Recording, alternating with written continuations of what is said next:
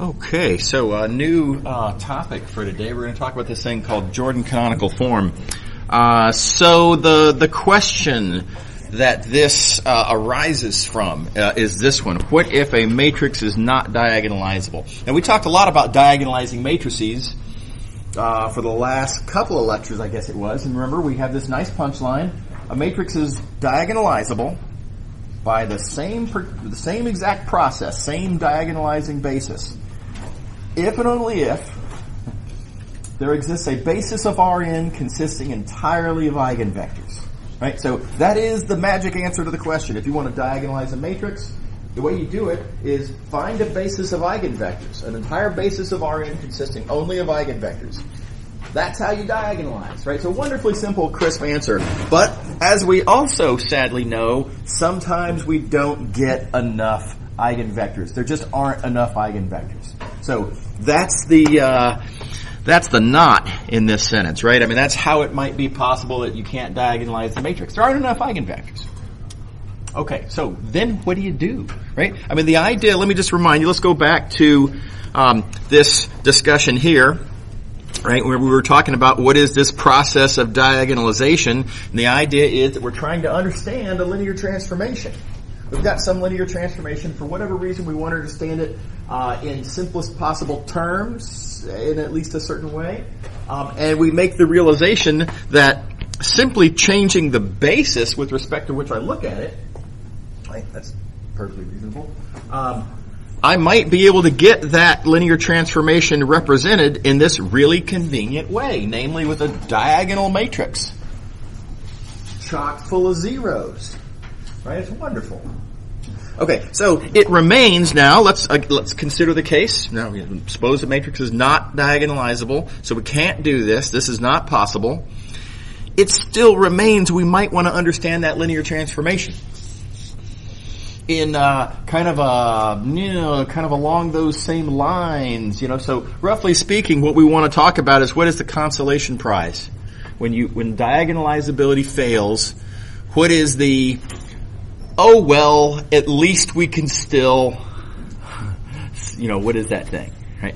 Okay, so in case you were wondering, that's why I left some space over here, right? So if you are still trying to understand a linear transformation,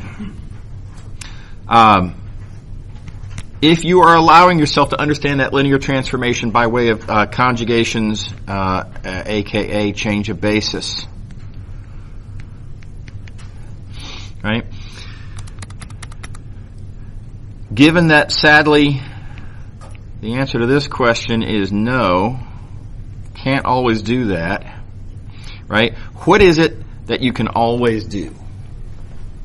How can you understand a linear transformation, from the point of view of changing a basis? If it's not diagonalizable, then at least in that same sense you can what? And the answer is called Jordan canonical form. So, that's what we're going to talk about. Now, sadly, Jordan canonical form is kind of hard to describe. And let me remind you, it's not our first time to see a difficult to describe form, right? Reduced row echelon form is kind of weird. It took a page of lecture notes just to write down all the rules as to what describes reduced row echelon form. Okay. All right. Well, it's going to be worse for Jordan form. It's about 2 pages of lecture notes. And it's weirder. So the very first thing we're going to talk about is what does it even look like, right? Diagonal form is really easy to describe. Zero off the diagonals. Who knows anything else on the diagonals? Zero off the diagonals. Jordan form is going to take a few minutes. But before we get into that, I just want to make sure that we're clear on the context. What we're doing, the reason we're describing this thing called Jordan canonical form is because we're still interested in linear transformations, just like we had been. We still want to understand it with respect to change of basis, just like we had been. This is just in recognition of the fact that sometimes we can't diagonalize. And so what is it that we can always do? That's what I'm describing. This is, and what I like, the way I like to describe this often is Jordan form is the consolation prize to diagonalizability. Yeah. So is this going to work with non-square matrices? No. This is still square only. So do keep in mind we're picking a basis, right? So we're going to use the same basis to describe the input vectors as the output vectors. That means the domain and target have to be the same vector space. So it's unavoidably kind of got to be square. Yeah. Right. Good question though. Okay, so here's the list of rules. And I'm going to have to give it to you in stages. So there are different. There's sort of a chemistry, I like to call it, sort of a chemistry of Jordan form. So on the large scale, like if you're talking about chemistry, right? So you have molecules, right? But then inside of molecules, you can talk about, well, there's atoms. Well, what's inside of atoms? Well, there's subatomic particles. And so there's this kind of like, how much do you turn up the microscope? And at smaller and smaller scales, there's different kinds of structures. So it's very along those lines. I almost said similar. Very analogous with Jordan form. We're going to start with the largest scale structure. This is what I like to call the eigenvalue block structure. You'll see why in just a moment. So keep in mind, if you have a matrix, we have a characteristic polynomial. Note my characteristic polynomial here is already factored. So let's assume that this is fully factored and all of the like factors are combined. Okay. Well, on the large scale structure, Jordan form has these things called eigenvalue blocks. Well, again, this is what I call them, eigenvalue blocks. Okay. These blocks are on the diagonal. Now, by the way, these are square blocks.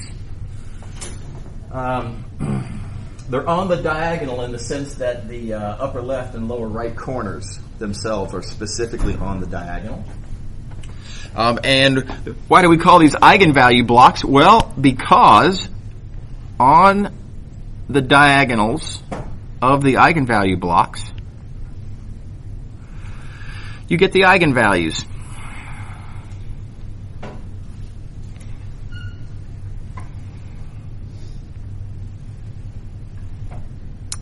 Like that.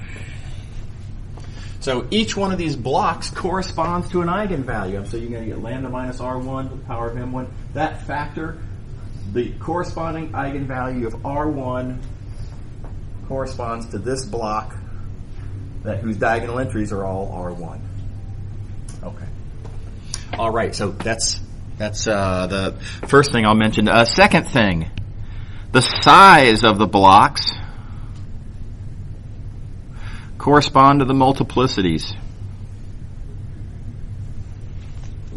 Right, so this is kind of recovers something, this satisfying thing that we were hoping for and didn't get when it came to eigenvectors. Remember, we were hoping, kind of expecting almost that whatever the multiplicity of the eigenvalue was, that we would get that many eigenvectors. And sometimes we even do. Right, but of course we don't always. Counterexamples. What you do always get with the multiplicity is whatever the multiplicity of the eigenvalue is, you get that the corresponding eigenvalue block is the size of that multiplicity every time. Okay, now what can you do with that? Well, we'll talk about that later. Okay. All right, so this is the eigenvalue block structure. Do note all zeros off the diagonal.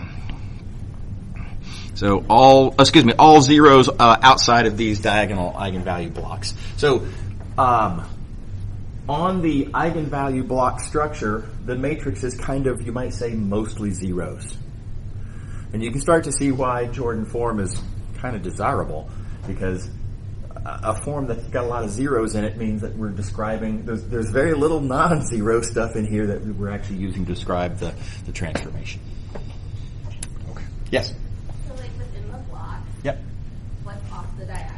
Yeah, no, it's a great question. So you're turning up the magnification on the microscope. So that's the next, so on the eigenvalue block structure, it's kind of this, but you're asking the very natural next question of, let's peer inside of the, molecule and see, what's the shape of the atoms and stuff like that in there. Yeah, very natural question. Totally, just a second. Yeah. Would all the diagonal entries be eigenvalues? Yes, all the diagonal entries are eigenvalues. That's right. Did you have a hand up? Yeah, I was going to say, how do you determine the dimension of each block? So the dimension of each block, so this block here is whatever by whatever. That whatever is the multiplicity of the corresponding eigenvalue. Yep. Okay, by the way, sort of moving off of your question, so how do you actually accomplish this? Right, is a whole separate question. How do you find the basis? We know this is something we do by a change of basis. How do you find that basis to actually accomplish this? Hard question. And we won't, in general, really even answer that question in this course. So for right now, I just want to describe what Jordan form is, kind of along the lines of, describing, what are the rules for reduced echelon form? What describes reduced echelon form? How to row reduce is a whole separate question. So likewise, right now we're talking just about what is Jordan form, and how to achieve it is a separate and much more difficult question. Okay, so let's, to your question, let's turn up the magnification. So we are now going to look inside of one of these eigenvalue blocks. So what is inside of the eigenvalue block? That's on the, here you go. All right, next question. On the next page here. So here's that eigenvalue block again. And seemingly kind of weird. This always used to confuse me. But inside of the eigenvalue block, there are more little blocks. And it seems like a weird sort of thing to describe. Why do we have the bigger eigenvalue blocks in purple if what's inside of them is more blocks? Why don't we just say, we have a bunch of basic Jordan blocks, right? It's nice to know certain things about the eigenvalue block. The eigenvalue block, not the individual Jordan blocks, but the big purple eigenvalue block is what has the feature, for example, of its dimension is equal to the multiplicity. Right? So there are interesting things to say about the large block, and then there are further interesting things to say about these smaller blocks.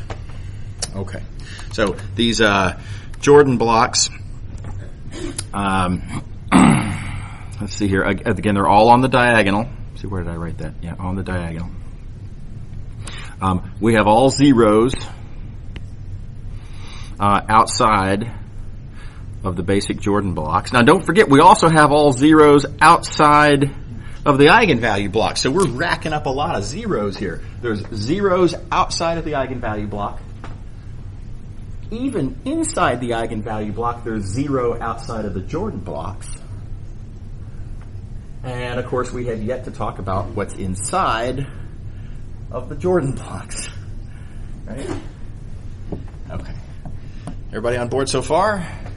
Now, reasonable questions you might ask, well, what are the dimensions? Do the dimensions of the Jordan blocks correspond to something that we can relate to right now? And well, not really. That ends up being a harder question. How many Jordan blocks are there inside of an eigenvalue block? Very reasonable question. We're going to have to wait on that as well. But we'll get to that later today. Okay, natural next question. If inside of the Jordan form we have eigenvalue blocks, and if inside of the eigenvalue blocks we have basic Jordan blocks, what's inside of a basic Jordan block? And does this just keep going on forever? The answer is no, it stops right here. A basic Jordan block always has the exact same structure. Now, we already kind of knew some of this, right? Don't forget, we already knew that the eigenvalue is on the diagonal of the eigenvalue block, and therefore we already knew there were eigenvalues along the diagonal of the basic Jordan blocks.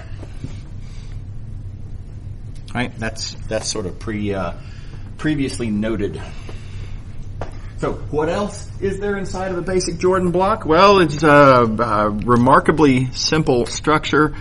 It's just ones directly above the diagonal, and that's it. Everything else is zeros. Zeros everywhere else. So, again, notice how many zeros we have collected. There are zeros outside of the eigenvalue blocks.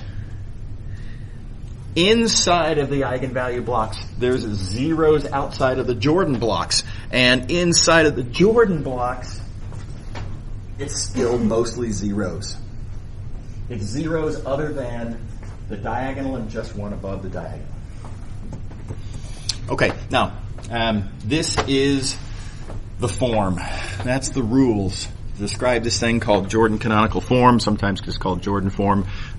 Remember, it's a consolation prize in diagonalizability. If you can't actually get it fully diagonal, well, oh well, at least we can get it almost diagonal. And notice how this is almost diagonal. Other than these ones just above the diagonal. Right? Other than that, it's zeros everywhere else off the diagonal. So it really is almost diagonal, and thus a good consolation prize to diagonalizability. All right, yes. So with these examples at the bottom of the page, yeah. So that is it the case that in the entire Jordan matrix, any of those things right above the diagonal could be 1 or 0, or within a small block? So for any given matrix, I'll see how to say this. I don't want to give anything away too soon, but if you have a matrix that you say is in Jordan form, right, then all it has to do is satisfy the rules in some way or another that you can arrange and describe. So what we're going to have to do is look at each of these alleged examples, right, and check and see, is it possible that this can satisfy the given rules? And so we just have to, go through and see, and if it is possible that it might satisfy the rules, then it's a Jordan form matrix, and what we can do with that yet to be determined. Yeah. Okay, so the block with the 3 is on this one. Yeah. Well, let's just go through these. Let me go through these examples first, and then that may answer your question. If you took out one of the ones and made Did that change? Well, it's a different question. It makes it a different question. So let's go through these questions first, and we'll see if you still have any questions after that. Is that cool? Okay, yeah. Okay, so here we go. Is this in Jordan form, we ask? Can this be broken down into a collection of blocks in the way that we just described to satisfy all the rules? Well, it can. There's an eigenvalue block. There's an eigenvalue block. Notice eigenvalue on the diagonal, right? So we have these 2 blocks, 0 everywhere else, right? So all zeros, sorry, do that in the highlighter. All zeros over here, all zeros over here. So it's got the eigenvalue block structure, yeah? The Jordan block on the bottom doesn't have a 1. Well, slow down.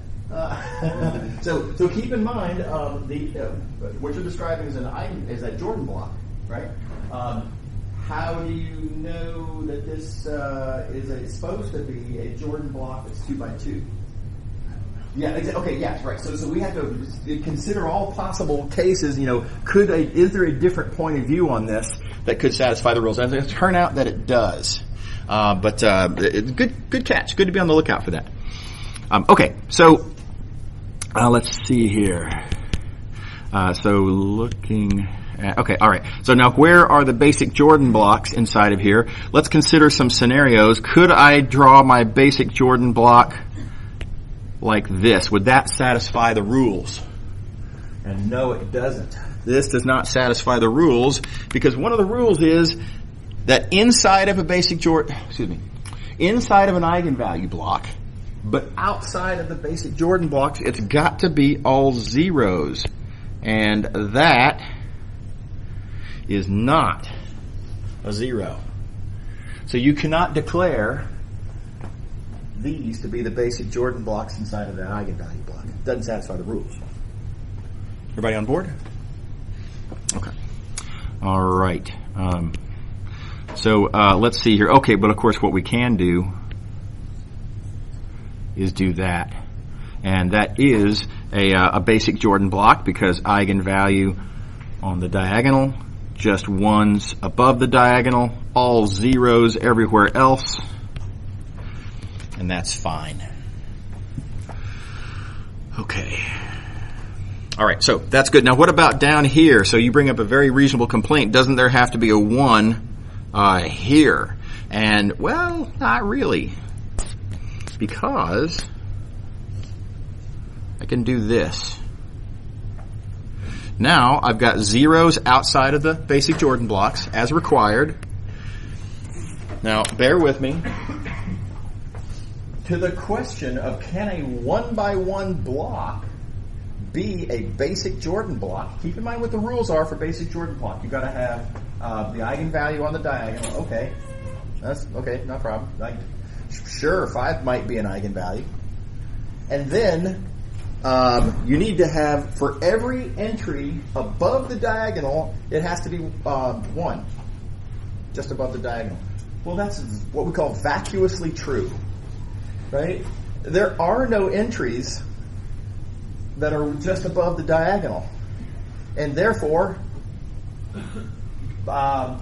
due to lack of failures, right?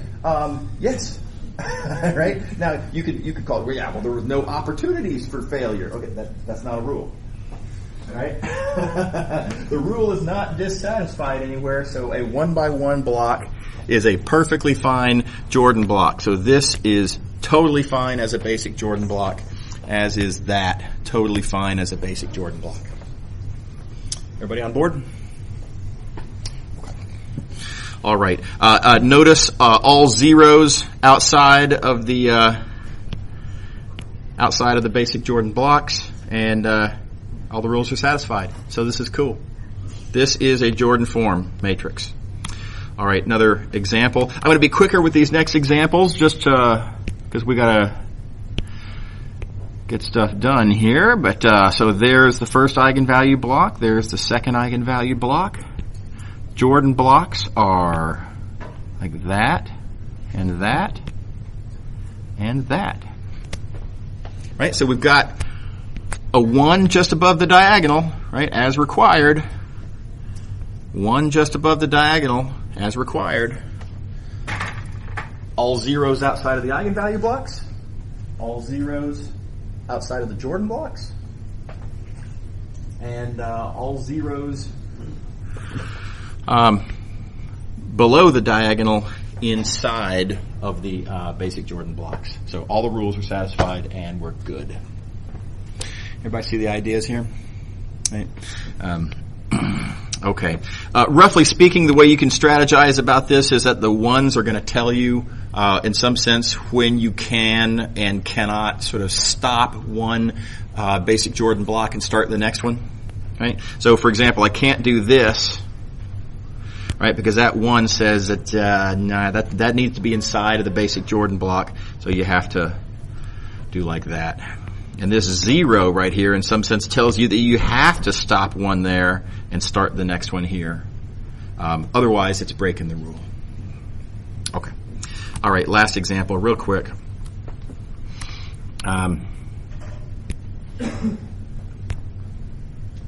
Eigenvalue block. Eigenvalue block. Basic Jordan block. And it's all good. Everybody on board? Okay, so that's the rules.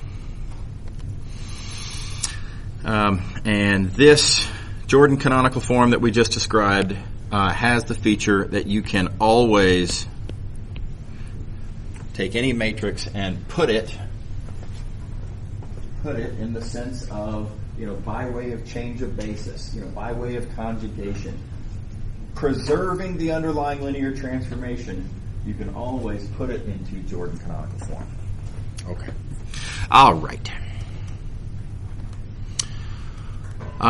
Okay, so quick summary page. This is deliberately sort of copied off of the analogous page that we talked about when we were doing diagonalizability.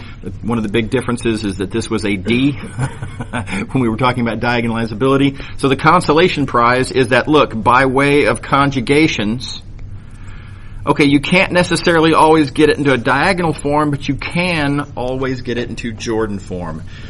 Get it in the sense of by way of a change of basis,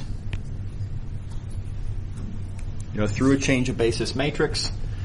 Change of basis matrix, of course, dictated by what this new basis is. That new basis being the columns of the change of basis matrix. When we were talking about diagonalizability, these vectors were eigenvectors, and so we described this as the basis of eigenvectors. Here, the matrix is not diagonalizable, so it can't be that these are all eigenvectors. At least some of these vectors have to be not eigenvectors. Right? So I can't call it a basis of eigenvectors. I like to call it a Jordan basis, because this is the basis that gets us into Jordan form. Seems like a reasonable term to me. The book didn't give this a name. I thought that was awkward, right? So I'm going to call this a Jordan basis. Okay, whoops. Okay. Alrighty. Same game with the, wait a second, is A equal to P inverse JP, or is it PJP inverse? Which way does that go? It's easy to get that confused, especially if P might not always be, this matrix here might not be change of basis from V to S. It might be from S to V, or who knows? Okay. The way to keep track of this is to just remember that all of these matrices represent things with respect to certain bases, right? And then you can see unavoidably which one has to be which. So this one, because of which basis has to go where, this one has to be change of basis from V to S, and therefore the inverse has to go on the other one. Okay, same ideas as with diagonalizability. Okay. All right. So we've done some of this already. We're going to talk about what happens when you reorder the basis vectors. You all have seen some examples. There was a homework question where you're given a 3x3 matrix that represents some transformation with respect to a given basis. And the question was, well, what happens if you take those three basis vectors, what happens if you cycle them or switch two of the elements in that basis? What happens if you shuffle in some way the basis vectors? What does that do correspondingly to the matrix? And y'all worked through and figured that out. What we see here is really just a special case of that, and so I want to talk through the punchline. Reordering basis vectors with certain constraints will effectively just rearrange the blocks. And that's just how it works. This is the special case. Remember the homework question, the punchline was that rearranging the basis vectors effectively rearranges the columns and then also rearranges the rows. And so, well, in this case, you can see it's just going to rearrange blocks. Now, let me get a little bit more explicit. So, let's suppose you have some matrix, and let's suppose you put it into Jordan form. Let's suppose that this basis here puts that matrix into this Jordan form right there. So let's just say. Now, let's look at the new basis here. This new basis looks a lot like the original basis. V and W look terribly similar, right? Instead of V1, V2, V3, V4, V5, now it's the same five vectors, just reordered V4, V5, V3, V1, V2. Okay. What's that going to do to the matrix? Right? So this process of changing, oh, I missed one of the thingies here, sorry. This process of changing from V language into W language, what's that going to do to the resulting matrix that is representing our transformation? Okay, well, I'm going to let you guys work through most of the details here, but the punchline is it takes those blocks and it just rearranges the blocks. Right? So notice the 3 blocks that we have up in the green Jordan form, the 3 blocks that we have down here in the blue Jordan form, it's the same 3 blocks, just rearranged in a way. Okay, so a little bit more specifically, I want you to notice a pattern here. So let's look at the, let's see here, wrong. I want the highlighter. Here we go. Let's look at this column there. What does that column tell me? Remember, columns in a matrix, you know, the way matrices represent linear transformations is that the columns are telling you about the images of the basis vectors. Well, here, this being the 5th column, that's telling us about the 5th basis vector in that list. So this is telling us about a T of, well, V5. Furthermore, this is telling us about T of V5.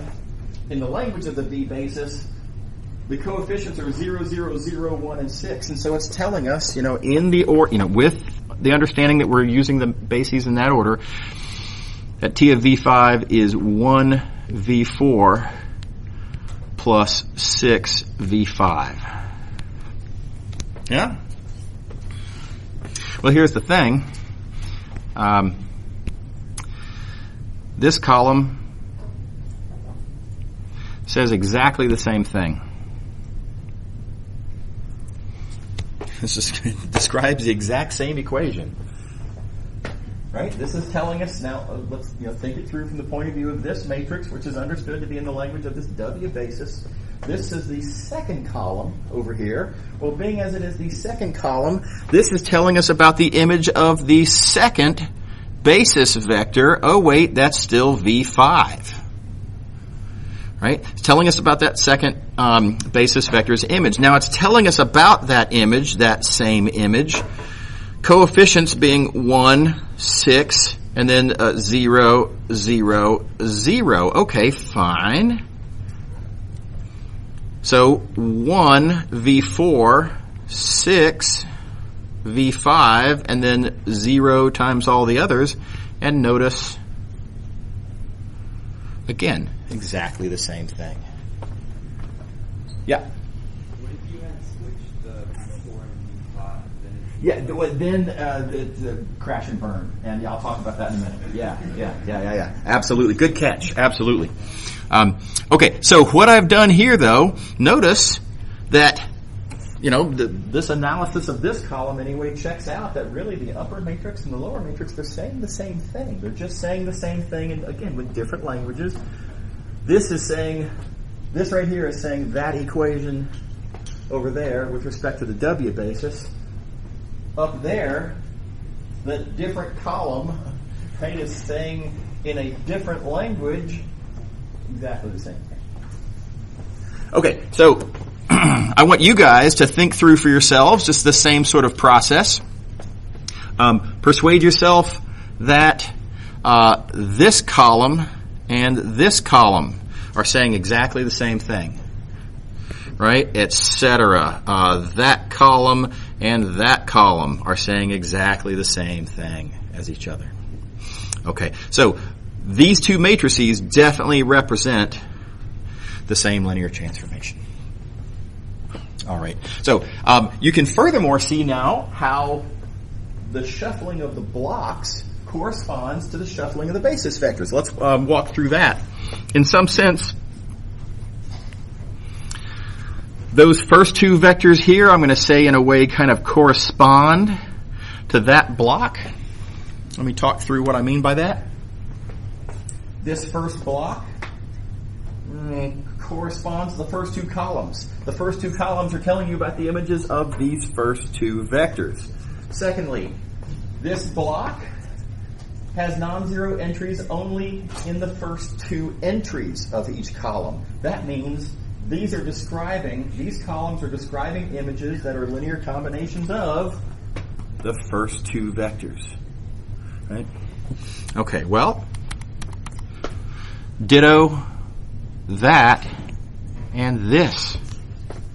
Right? So the fact that we've taken the first two vectors from the V basis, moved it over to the last two vectors of the W basis, well, that corresponds to taking that block there, that block that's sort of the first two entries on the diagonal, if you will, and moving them down here to the last two entries on the diagonal. So likewise, that corresponds to this block, which doesn't move. Right? The third entry remained the third entry. Fourth and fifth correspond to that. Well, the fourth and fifth moved to the first and second, and therefore that block moved up here like that. So it's just a perfect correspondence that the way you shuffle the blocks, right, tells you effectively how you shuffled the basis vectors to get there. Okay. Now, to your question, it was a great question. Anytime you shuffle blocks, then you can play this game, highlight appropriately, and you can find what is the corresponding reordering of the basis vectors. It doesn't go the other way around. It is not true that every reordering will give you just a shuffling of the blocks. It is important in order for this block, here let's focus on this blue block here. In order for this to actually remain a block, we do need the 4 and the 5 to stay together and in the same order. Right? And it's a nice little exercise. You can totally do this yourselves. Ask yourself, if I were to do a reordering of the basis where I just kind of switch the 4 and just trade the 4 and the 5, what would happen? And it messes it up. That's what happens. Okay. All right. All right, but it does remain any shuffling of the blocks will correspond to a corresponding reordering of basis vectors. Okay, why am I telling you this? Oh, by the way, I want to mention there are some additional homework problems that I put. You remember the AHPs that the syllabus refers to sometimes. There are some AHPs that had you do a lot of what we're talking about here. They specifically write down the equations and specifically observe how the columns and the rows, etc. So be prepared for that. Okay, so why am I telling you this? Well, keep in mind what we're doing, right? We're using Jordan form, right? We're representing what you might say equivalence classes of matrices, right? There's lots of different matrices which appropriately viewed, right? Pick the appropriate basis that you can take any of these large number of matrices and you can write them in possibly the same Jordan form, right? So anytime two matrices are similar to the same Jordan form, well, they're similar to each other. Okay, so Jordan form is a way of representing matrices that fundamentally represent the same linear transformation. Reminder over here, right? That's the point. Jordan form is a way of understanding a linear transformation. Lots of different matrices represent the same linear transformation. Jordan form is kind of a convenient, nice, representative way of describing it. In the same way that lots of matrices have the same solution sets. Reduced echelon form is just an easy way to represent that. Okay. So correspondingly then, you look at these two matrices. And these two matrices, a lot of people would say, rightly so, that these matrices are different. Well, of course they are, right? Casual inspection, these matrices are different. But they represent the same linear transformation.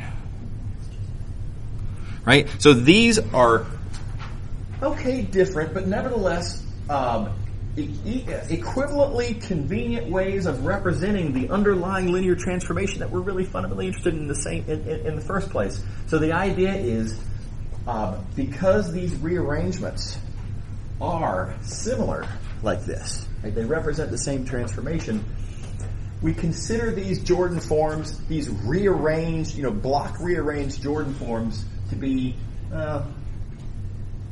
they are similar, right? They're literally similar, right? And so we consider them to be equivalent to, we consider them kind of the same, right? So this is what I'm building up to is the language in this theorem here. Ignoring rearrangements. Every matrix has a unique Jordan form. This is a hard theorem to prove, but what do I mean by ignoring rearrangements? Well, we're ignoring rearrangements because rearrangements are just another kind of similarity. When you rearrange blocks, you're not changing the underlying linear transformation. You're just changing the way the language you're talking about it with respect to. So anyway, ignoring rearrangements, meaningless rearrangements, Jordan form is unique. That's a really neat punchline. Now, I'm not proving this fact. It's very difficult to prove that every matrix is equivalent to, or is similar to exactly one Jordan form. Hard to prove, but it's a very useful true fact to know. Yes. Is there some reason which we may or may not be covering on why they wouldn't just adopt a convention like sort the eigenvalues and increase the order along the diagonal? Because you could totally do that, right? And I guess the reason we wouldn't do that is because we don't want to feel like we have to, and sometimes it might be convenient to maybe have the eigenvalues in a different order, and there's just kind of no reason to. There's not enough value in doing that and making that rule to justify the inconvenience that it puts on us. Yeah. But yeah, if you wanted to do that, if you wanted to say we're going to define a literally unique Jordan form, come up with some rule about, smallest eigenvalues to biggest eigenvalues, and then biggest blocks to smallest blocks, or something like that, and you can totally make it unique. Yeah. Okay. All right. Here's another way to say this theorem right here, sort of an equivalent form of this theorem, is that the only similarities between Jordan form matrices are rearrangements. Just rearrangement. There's no other kinds of similarities between Jordan form matrices. Again, why that's true? Hard. But that it is true is something we can certainly state. Okay, so here's an application of that. Here's two Jordan form matrices. And now here's a seemingly very, very difficult question. Are these matrices similar? Well, golly, hard to say without the use of that theorem up there. You could start trying change of bases and keep conjugating and hope that you could somehow maybe turn this into that by some sort of a conjugation. And you just keep failing over and over again. Right? So the way we can come to the conclusion is this theorem, or again the rephrase, the only similarity between Jordan forms is rearrangements. We make the therefore easy conclusion to notice there is no rearrangement that turns this Jordan structure into that Jordan structure. There's no way that you can rearrange two things to make them all a single thing. It's just not a rearrangement. Therefore, no similarities. Therefore, these are not similar Jordan forms. Everybody on board? Okay. All right.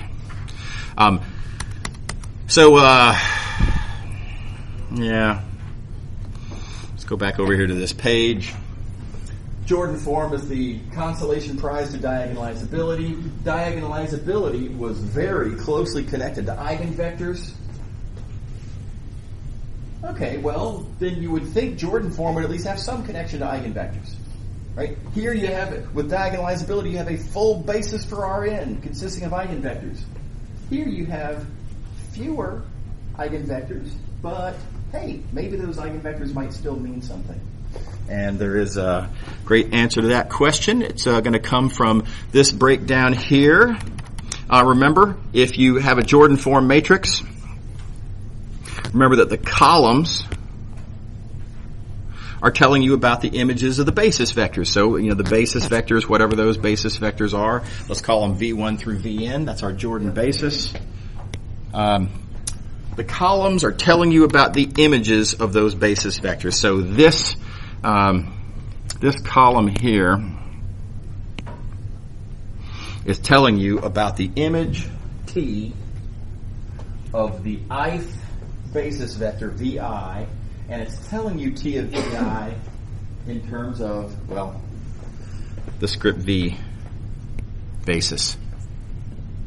Okay. All right, so let's write down some examples of that. This is a pretty quick thing to write down, actually. Let's see here. Let me go over here to... No, I guess I can scroll. So this will be fine. Okay, so let's look at... by the way, don't forget we have these basic Jordan blocks here. Basic Jordan blocks. Don't forget we have eigenvalue on the diagonal. We have 1 just above the diagonal. And now let's look one column at a time. Let's start with its jth column here. And we ask, what does that column tell us? Well, columns are telling you about the images of basis vectors. If this is the jth column, this is telling you about the jth basis vector's image, T of Vj. Right? What are these numbers here? Well, don't forget we have lots and lots of zeros. That's all zeros. That's all zeros. This is all zeros.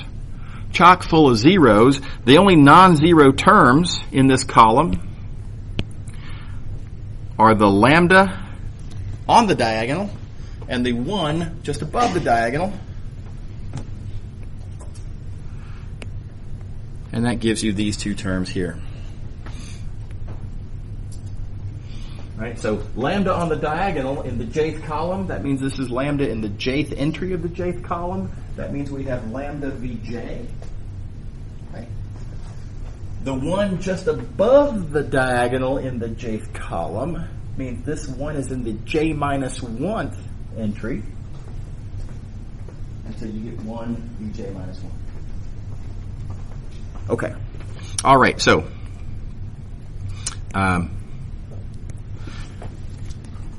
nice punchline. That column gives you that equation.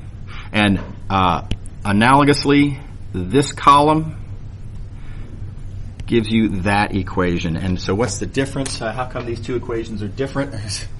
There's a surprisingly fundamental observation to make here. These 1s above the diagonal hit all of the columns except for the first one corresponding to a given block, right? That's just the way shape works, right? I mean, just above the diagonal does not include the left column. So in the left column, there's only one non-zero entry. It's a lambda on the diagonal. So ith column, ith entry, and you get lambda Vi. Okay. Whoops. Okay. So, nice conclusions that we get. This guy here is an eigenvector. Here, let me do that in a different. Let me do that in this pen. Okay, so Vi is an eigenvector. Vj is not an eigenvector. And you can by the way, in case you haven't noticed, there's a lot of section 5.3, how to represent a linear transformation as a matrix. What do the columns mean? How does a change of basis matrix work? There's a tremendous amount of 5.3 in section 5.5 here. So make sure that you don't wait until just before the test, right? Focus on section 5.3 now. Make sure that you're really good on those interpretations. That said, once you're really comfortable with section 5.3, by inspection, these columns tell you those equations, and you can just visibly see where your eigenvectors are. And so, nice punchline. For any basic Jordan block, there is going to be a single first column, and thus a single eigenvector that corresponds to any given Jordan block. And this has all sorts of nice consequences. How many Jordan blocks are you going to have? Well, how many eigenvectors do you have? Right? You're going to have one eigenvector per Jordan block and vice versa. So if you know the number of eigenvectors, you know the number of Jordan blocks. Okay, good stopping place. See y'all later. Have a good Monday. 2:34. Okay. Professor Bray.